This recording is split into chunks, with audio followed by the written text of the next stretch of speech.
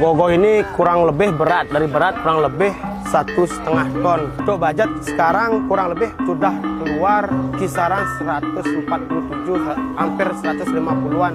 Untuk ogoh-ogoh saja, Astung Kare sudah tampil maksimal.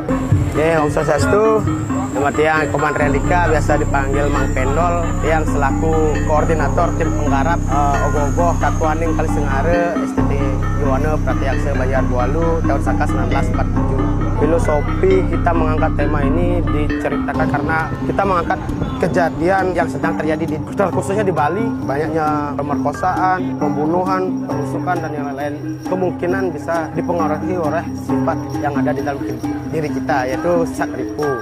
Harapan kedepannya mudah-mudahan keturunan lebih kompak lagi, kemudian dari penggarapan ogoh-ogoh lebih dimatangkan lagi dari hal-hal tadi yang sudah dijelaskan oleh juri, dan mudah-mudahan tahun selanjutnya T bisa lebih baik lagi.